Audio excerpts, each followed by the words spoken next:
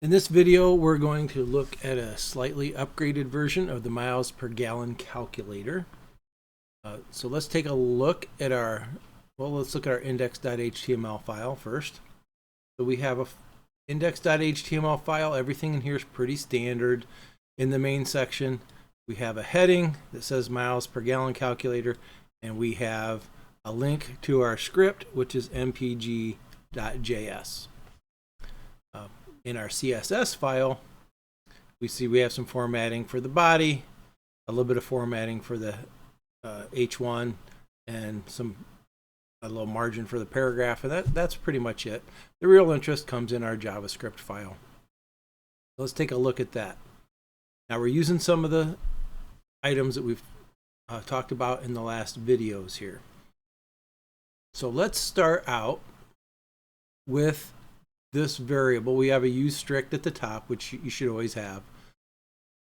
We have a variable called again that we're initializing and setting to y, the string y, short for yes.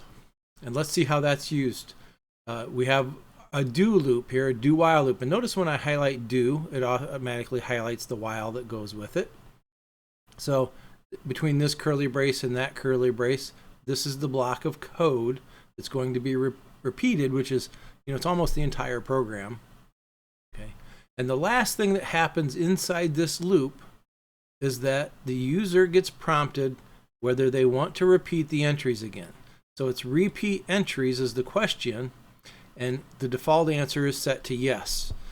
So as long as the user doesn't type anything besides the y that is there, this loop will keep running, and when they're done, they type no or anything besides y, and this test in the while part will fail. So everything in here is going to repeat. The last thing it does, ask the user if they want to go again, and if they do, the while loop repeats. If they don't, the program will end. So there's one loop.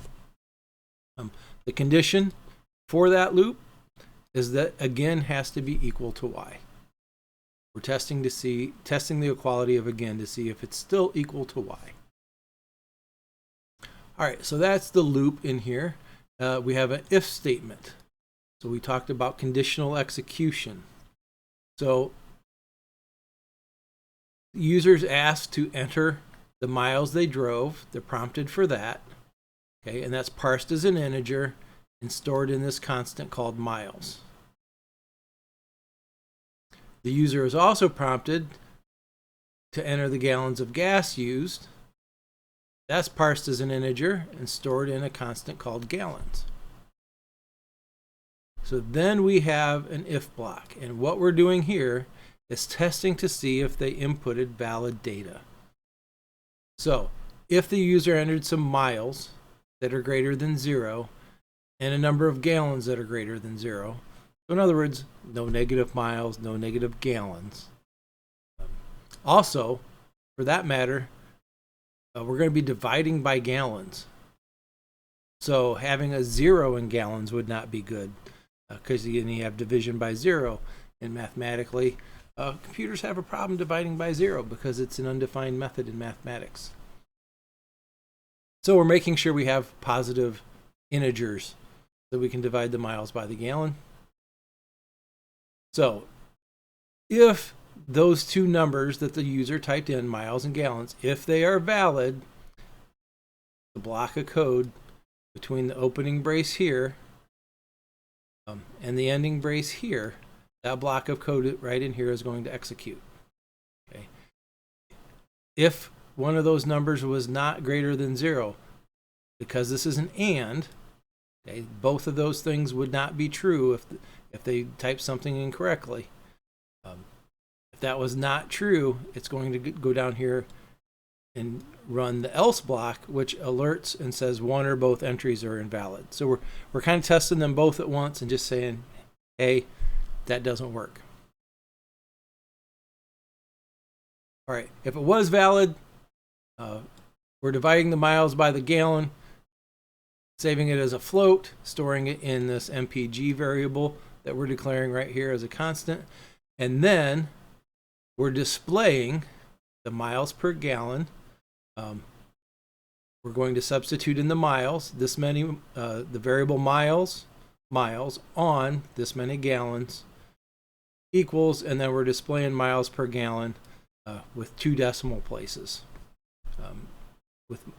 with the MPG after it. So this is a long template literal to generate a paragraph on our page that displays the miles per gallon. And then the last thing we do is actually we write that HTML that was generated and stored in this template literal. We called it HTML. We're writing that to the page.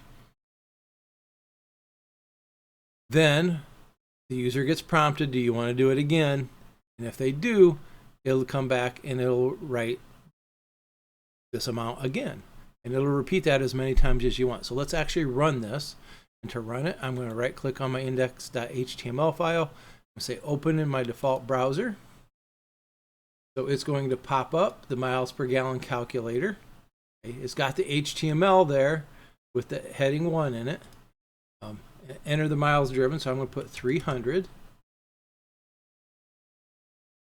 So we are right here on this line.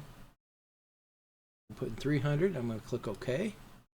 And then we're prompted for the gallons of gas used. We're going to parse that as an int. So I'm going to put 15. Say OK. And then notice you didn't see the page change. Even though these things were true, miles was greater than 0, gallons was greater than 0. It came down here, it generated the string, and it did the document right. But as long as we have these prompts up here, we're not going to see the page update. So I'm going to say change this to no. I don't want to repeat. And then you see the document write actually happens. It looks a little, it acts a little different than it does in here, but the document write's not going to go till the script gets done running. So 300 miles, 300 got substituted here, miles on 15 gallons equals, and then the result of the calculation gets substituted in here, and the MPG comes in. And that's enclosed in a paragraph tag at the beginning and end, and then written to the page. Now let's run it again. Refreshing the page will make it run again.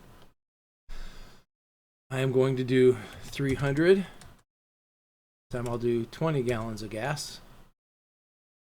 And this time I am going to leave the Y there and just hit OK. And then it asks me the miles driven again. So let's do 500 miles, 25 gallons of gas. Okay.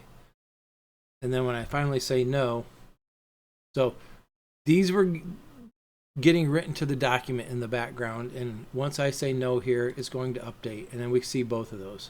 There the 300 miles on 20 gallons came in, and then the 500 miles on 25 gallons. I'm going to refresh it one more time, and this time for miles driven, type the word dog, which makes 0 cents. Gallons of gas used, -2. One or both entries are invalid, and at that point again will still be equal to yes, so it should prompt me again. Repeat entries, yep. And then I can give it some good values, and when I'm done giving it values, the results will happen. So there's a good example of an if statement. We use some logical operators. We did some relational tests here to test some values in a Boolean expression. And we used a loop with a condition in it, also containing a Boolean expression.